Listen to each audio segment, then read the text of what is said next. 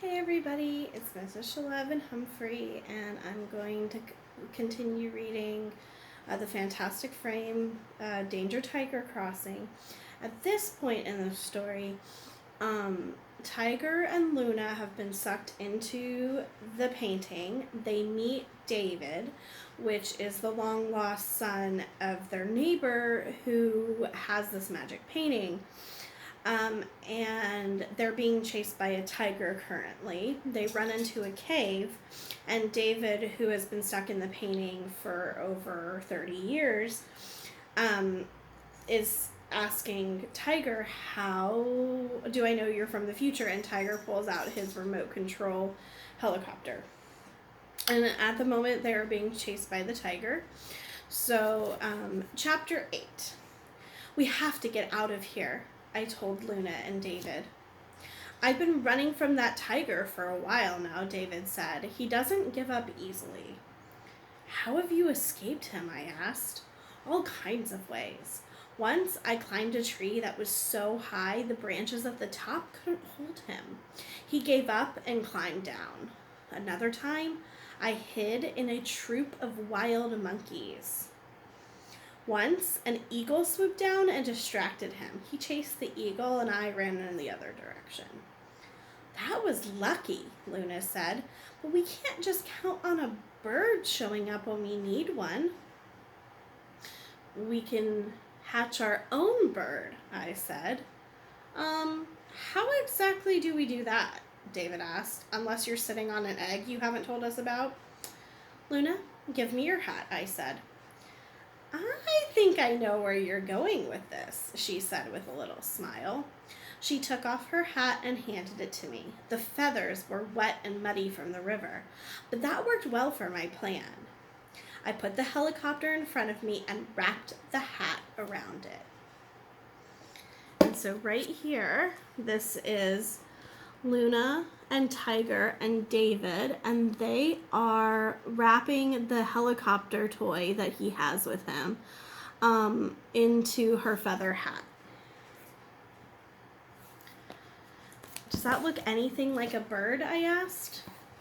"It will when I'm finished with it," Luna said. She arranged the feathers carefully, bunching some of them to look like wings. Others she shaped into a tail, and then she took a brown clip out of her hair and snapped it on the front. "It can't be a bird if it doesn't have a beak," she said. "I hope this thing isn't too heavy to fly," I said.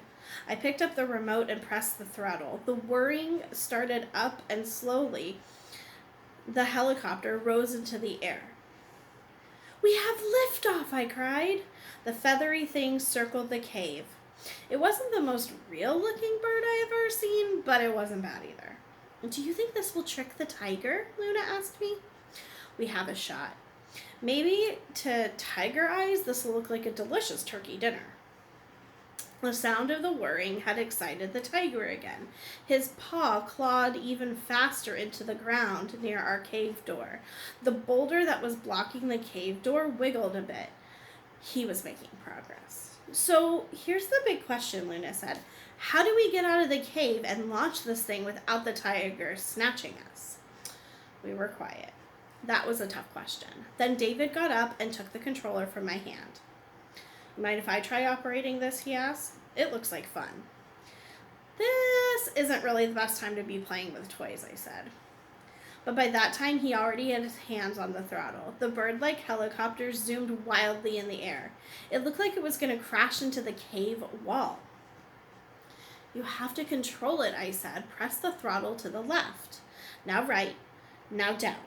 Good. Go easy. Just hover 2 or 3 feet off the ground." "I'm getting it," David said. "That's good. Maybe you should stop playing with it. We have to figure out how to get out of here."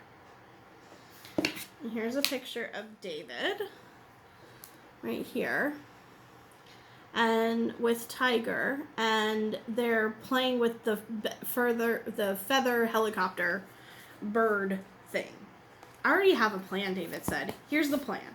I'll go out first. I'll hover the helicopter right in front of the tiger's nose. Then whoosh! I'll send it flying into the air. With any luck, he'll take after it. You guys can sneak her out and run the opposite direction, back to the river." What about you? I asked. Don't worry about me, he said. I know my way around the jungle. I'll meet up with you. Maybe we should wait until it's dark out, Luna suggested. We can't, I said, looking at my Batman watch. It's almost 5 o'clock. So, what happens then? Well, if my theory is right, that's when the magic hour ends, the hour of power. Tiger, what are you talking about? Luna asked. Remember when Viola, their neighbor, talked about how the frame had an hour of power? I think it's from 4 to 5 o'clock. That's why the frame's powers got active when I set the clock to 4. And I bet at 5, they're over. Luna rubbed her chin like she was thinking hard. And after that, whoever is left inside the painting stays inside. That's what I think, I said. That would explain what happened to me, said David. I was tossing about for hours in that storm, and when I finally woke up in the grand hall of the castle with all those strange paintings around me, it was way past 5. But what if we're back at the very spot where we landed at 5 o'clock? Then maybe we'll be able to go back into the painting and return home. I said, it's our only hope, anyway. Do you know what this means, David? Luna said. If Tiger's theory is right, you can come home with us. Luna broke into a big smile and threw her arms around him. That was a brave thing to do, considering he hadn't taken a bath in 50 years. Let's just get out of this cave first, was all he said. I pointed to my watch. It was nearing 5 o'clock. We don't have long. We have to move fast. David, are you ready? Let's fly this thing, he said. He took the helicopter and placed it in the mouth of the cave. The tiger had removed his paw, but I could hear him sniffing at the entrance. He smelled humans. Good luck, everyone, David said. He stuck his head out of the opening. Then, quick as a cheetah, he squirmed out of the cave. As soon as he was out, I heard the whirring of the helicopter. We have liftoff! David yelled. I crept over to the opening and peeked outside. I saw the helicopter hovering in midair a few feet from the cave entrance. The tiger was tracking it with his eyes. David was behind one of the boulders, his hand clutching the controller. Okay, boy, David said. Let's see what you've got. He pushed his thumb on the throttle and the helicopter zoomed through the air. The tiger followed it with his glowing yellow eyes. All at once, he sprang to his feet, turning his powerful body in the direction of the helicopter, and he took off running. The chase was on. And here's the tiger running after this little helicopter feather bird thing.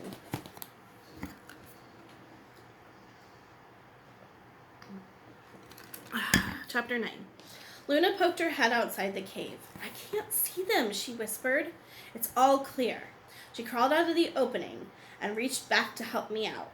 Think skinny and get out here, she said. I wished I were as thin as David, but then he probably wished he had a tuna melt for lunch.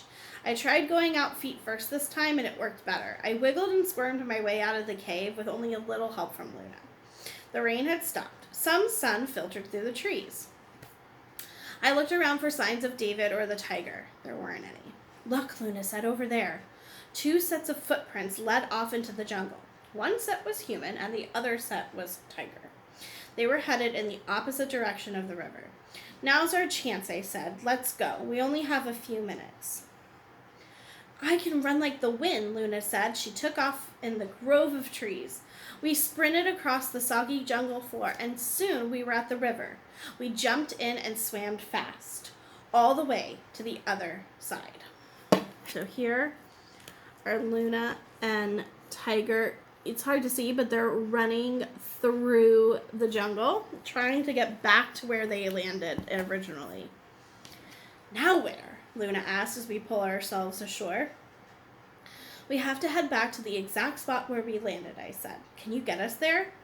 Yes, she said. I remember what it looked like in the painting. Tall grass, a big blue-green tree surrounded by a clump of red jungle flowers, and a tiger crouched near the tree. I was hoping you wouldn't remember that part, I said. I'm not happy about seeing him again. We took off running across the jungle floor. The rain started coming up. The rain started up again, coming down in heavy silver streaks. Soon we passed a thicket of tall grass where we had stopped to rest. There are the red flowers, Luna said, pointing to a clearing up ahead. And that's the tree where the tiger was crouching when we landed. We bolted for the spot. When we reached it, I checked my watch. It was 2 minutes to 5.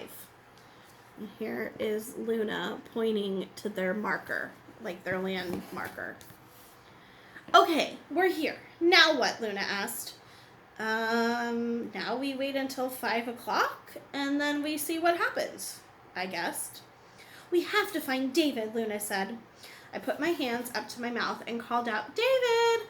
David! We're over here! Come here and hurry! There was no answer. David! I called again. I heard a whirring sound nearby. I looked up and I saw the helicopter hovering next to the big dark tree where we stood. But where was David? Then I saw him. Still clutching the controller in one hand, he was starting to climb up the trunk of the tree. The tiger was approaching the tree, growling at this feathery helicopter. David, you can't go up there, Luna called. You have to come with us. I'm going to the top, he called back. This tiger knows not to follow me there. I'll be safe. And here's the tiger climbing after this helicopter thing. And it's a little hard to see, but there's David right there in the trees. Sorry. Technical difficulties. But you'll be out of the picture, I called to him. There's no top of the tree in the painting. Yes, but there is a tiger in the painting, he called, and he's ready to pounce, just like this one. If we copy the painting exactly, that will get you home. But David, Luna called, what's going to happen to you? So long, you two, he shouted. Maybe someday we'll meet again and I'll return your helicopter. I heard a low growl. I turned to see the tiger's attention had switched from the fake bird to us. He was standing directly under the tree, crouched down on all fours. His eyes glowed and his jaw hung open, showing his sharp teeth. He sniffed the air, ready to attack. It was just like in the painting. He took a step towards us. Oh no! Luna screamed. And here is the tiger. Right here. It's a little bit hard to see, but here's the tiger and Luna and the other tiger, the human tiger. His name is Tiger. Just then, the hand on my Batman watch moved. Big hand on the 12, little hand on the 5. It's the hour of power! I yelled. The hour of power! Luna joined in. The hour of power! We heard David say from the treetop. Our voices echoed throughout the jungle. The tiger froze in mid-step. The world seemed to stop. Before we knew it, the jungle disappeared and we were tumbling back into darkness. Chapter 10. All I remember seeing were the stairs, thousands of them. I don't know if we were climbing them or flying over them, but we tumbled head over heels through the darkness. I had the feeling we were moving at the speed of light. Tiger! I heard Luna's voice echo all around me. I'm here, I called back to her. As we somersaulted through the space, the sound of the rain and thunder grew dimmer and dimmer. The sound of ripping grew louder. Then I saw a hole in the painting. Was that the face on the other end of it? I squinted. And here they are, falling through the darkness.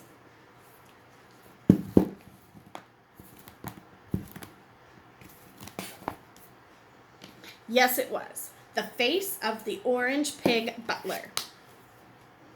Don't forget about the orange pig butler. He's from one of the other paintings.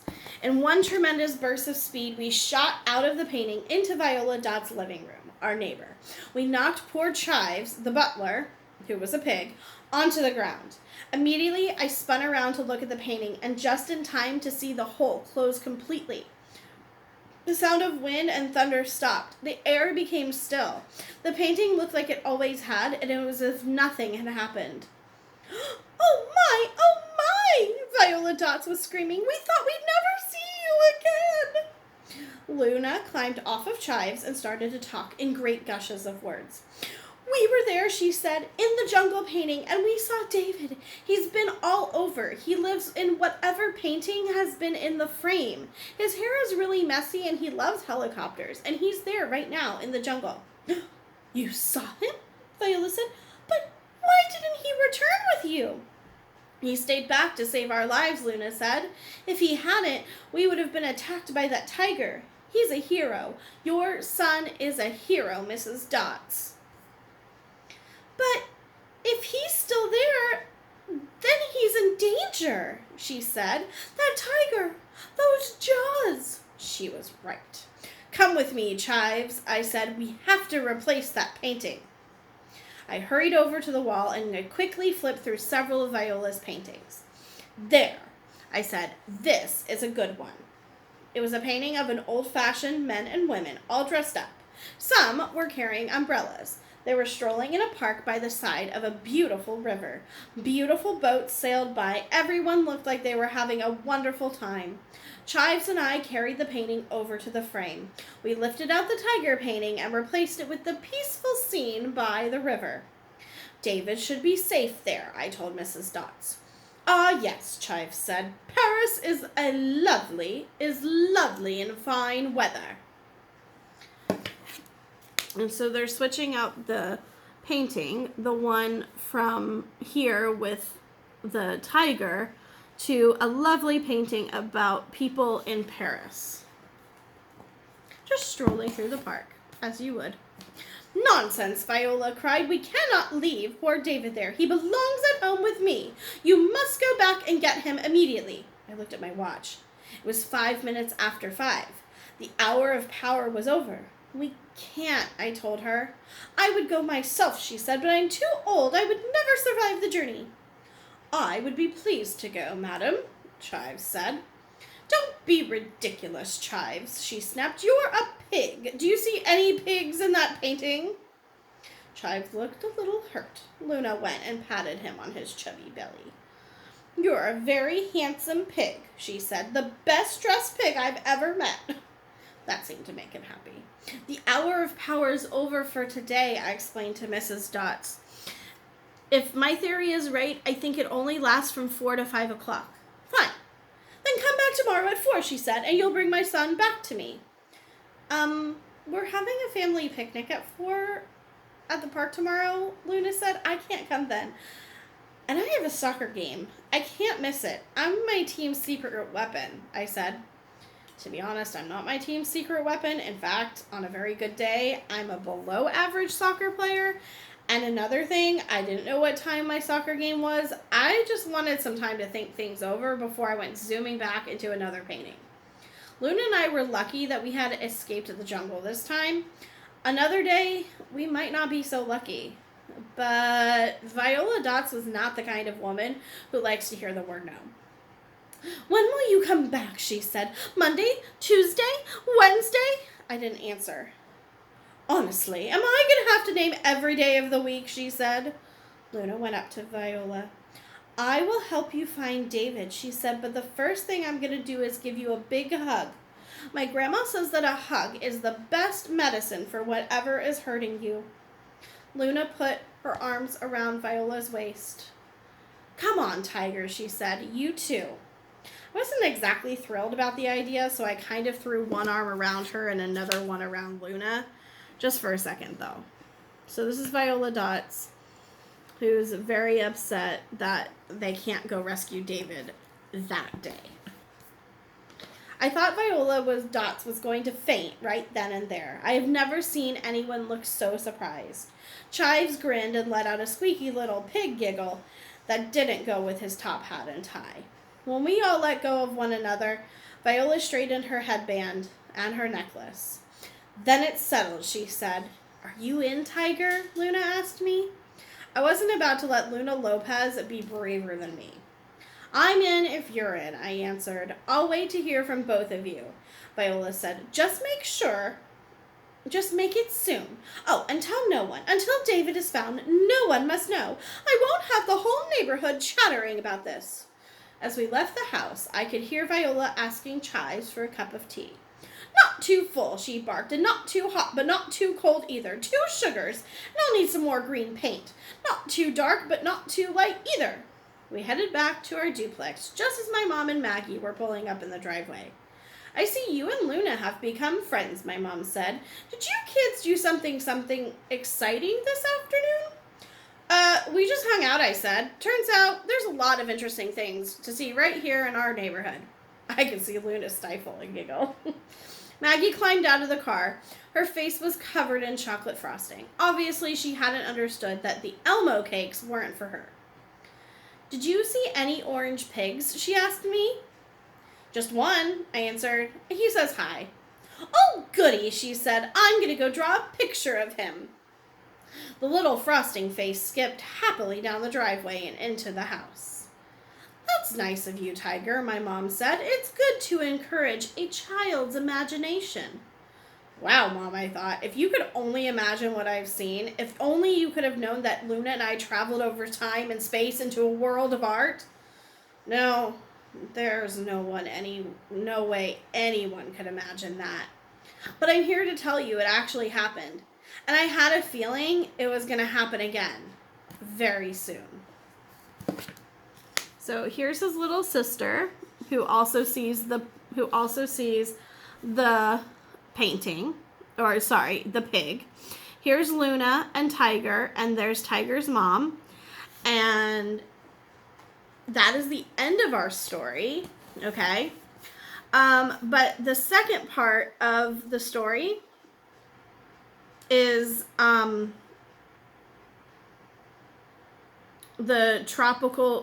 second part of our story is going to be about them going into another painting.